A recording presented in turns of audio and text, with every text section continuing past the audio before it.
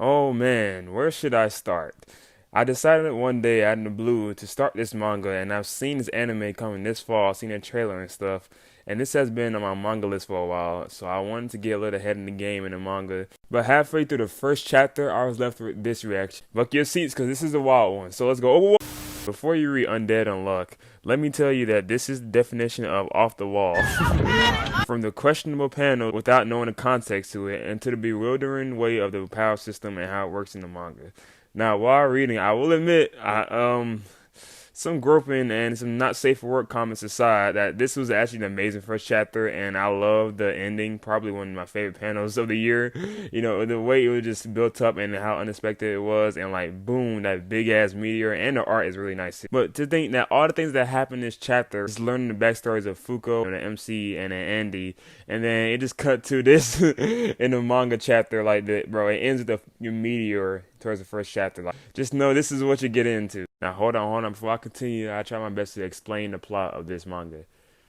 Okay, so Fuko, which is the MC, has ridiculously bad luck, and to the point where it goes from funny bad luck to actually kind of depressing. And then you have Annie, this buff lunatic who's an undead zombie. When both of these meet, he realized that he could use her bad luck to try and kill him because he's undead. Now you probably like, this is an interesting plot, but not too crazy. Nope, it doesn't end there. Turns out Andy has assassins after him, because why the fuck not? And these two have to work together to fight off these assassins, and that leads to more crazier and chaotic things. And then we find out that one of the members from the assassin group comes down and say, you know what, y'all two could join our group, but the only way y'all could join is to kill two members already. So they have to prepare for this other person to come and try to defeat them so they get their spot in the assassin group. So yeah, that's kind of the plot, at least from the beginning of the story. And I'll be honest, this is probably the most stupidest and craziest and wildest manga I've probably read in a while. But for some reason, I actually like it. When it comes to like manga, I'm so used to like additional stuff like shonens and stuff, but I think when like these new gens such as like Chainsaw Man, I think Chainsaw Man was the actually first manga that really I was like, oh wow, this shonen shit could get really crazy, but like it could work. And I think Undead Unluck is like another one of those cases. Y'all know how much I talk about Chainsaw Man, so I think that's like what opened my eyes to these type of genres. Because I'm telling you, this manga, a lot of shit just happens. You never get bored of this manga. There's so much random stuff that just happens, and like you just never know what to expect. And then when it happens, you're like, damn, that was amazing. Now, there are some things that is kind of weird, such as, you know, the concept of power between these two. Now, he explains it later on, which I think I'll show y'all later. Know that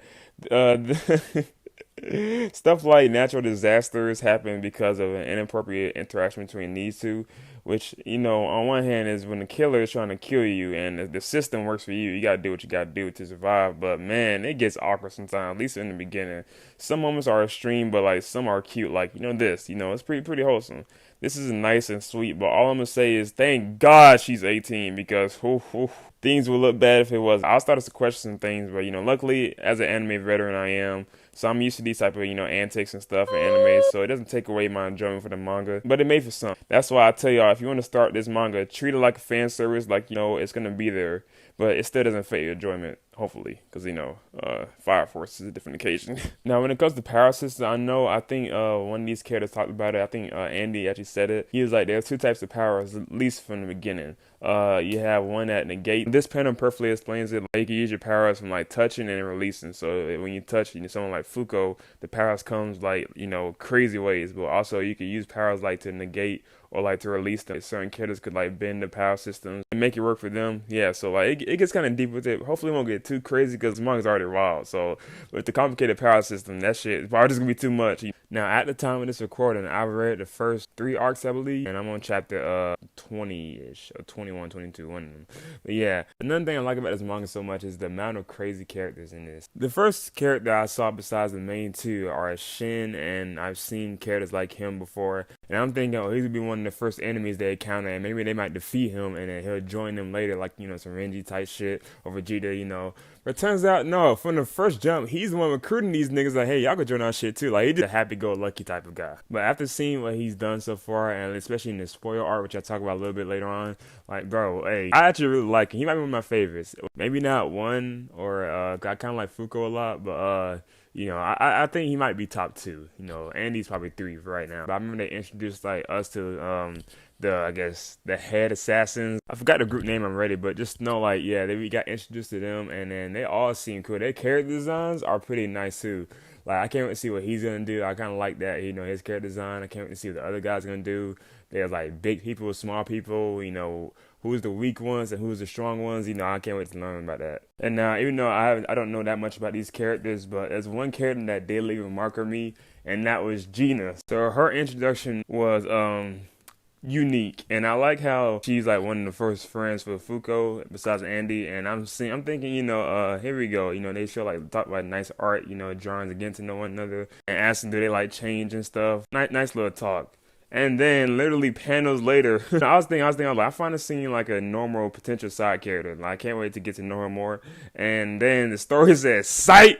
She literally shakes the earth and do some Madara shit and turns into one of those sweet girls to a sick yandere. And then when Andy pulls up, so, well, there goes that. So I guess we have another enemy right now. And then it turns out she's one of the assassins and stuff.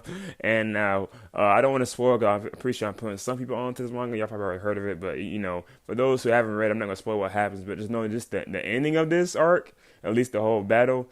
Oh, I ain't gonna lie, that shit caught me off guard, but it was actually really good. Probably my favorite moment of the manga so far, because it was unexpected how things would turn out, but the way it did, it was like, oh. And then after that, Fuko's new goal is to change how this assassin group works, and to change the world basically. So, and then that's where it ends off after that arc. It's probably one of my favorite span of chapters. At the time, it was like I said, I think I finished the spoil arc, so that's like the third arc in the series.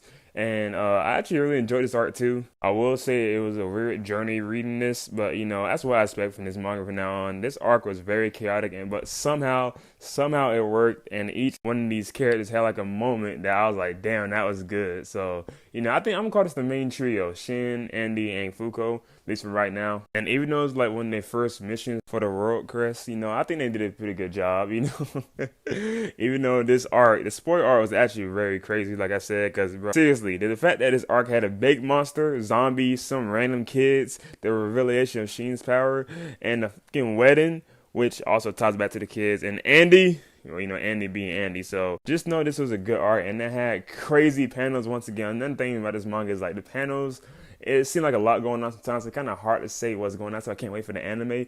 But like, dude, some of these panels are like really nice drawn. I think this is a good read. So, oh my god, I just know this is gonna shake the anime community because oh my god, I might drop a video when the first episode comes out, but I just know it's gonna have an anime community like, what the hell is this? It's gonna give it that Chainsaw Man effect again, bro. I'm telling you. But no, so far the manga, I'm really liking it, and I can't wait to see what these characters, 'cause I think I heard like these characters get development, especially Fuko. So I want to read and learn how that is. Y'all can comment down below like how y'all like it and what for me to expect without spoiling, please. So yeah, and I'll update y'all on my journey for Undead Unluck. Now, I think the next manga video I promised y'all was Sakamoto Days. Okay, so I get on that, trust me. But nah, so far, Undead Unluck is actually one of my favorite for fall this season. So, can't wait to see the anime. And yeah, that being said, I'm out, man.